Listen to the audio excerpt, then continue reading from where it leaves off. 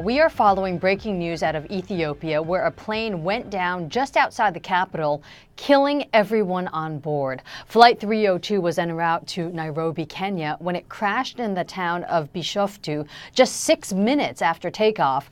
The plane was carrying 149 passengers and 8 crew members. CNN's David Mackenzie is live in Johannesburg with the very latest. David, what are you learning about this crash?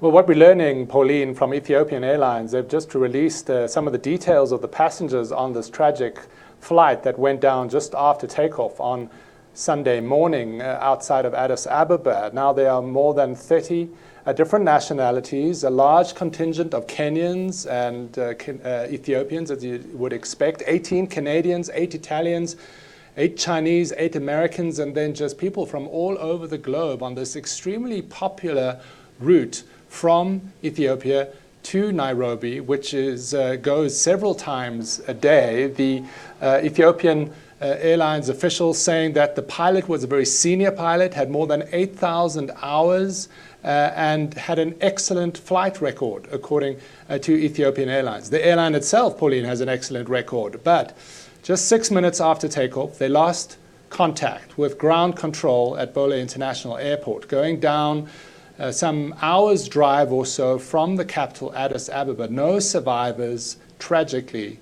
There have been photographs and images released from the scene of rescuers going to the scene, but in the end, they weren't able to save everyone. It seems like that was a very heavy impact on the ground of this airline. Now, questions being asked of why, on a very good weather day, this brand new 737-800 crashed just after takeoff. Pauline?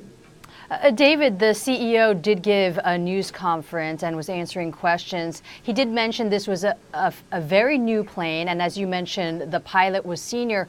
Were there any details of conversation or communications on the ground, and if there had been any problems? No indication yet that there was any communication from the pilots to the ground of any issues that they were having. The officials said that that plane originated here in Johannesburg, flying to Ethiopia, then was turned around to head back to Nairobi. There was no indication, said the official, of any problems mechanically with the plane, certainly. And this is a very busy airport, one of the busiest in Africa, and Ethiopian Airlines has a very good track record. Now, it's the exact same plane, whether it's coincidence or not, it's far too early to tell. Then the one that went down, the Indonesian Lion airplane last year. So that is something investigators will be asking, why a brand new plane has this issue twice in a short space of time. Far too early to tell if there's any connection whatsoever, but certainly there are families both in Nairobi and in Ethiopia and around the world that are desperately trying to find out whether their loved ones were on that plane. As I said, a very popular route for business people, UN officials and diplomats heading to and from the 2 East African capitals. Pauline? Right. And the airline saying that 32 nationalities were represented. David, thank you so much. David Mackenzie live in Johannesburg.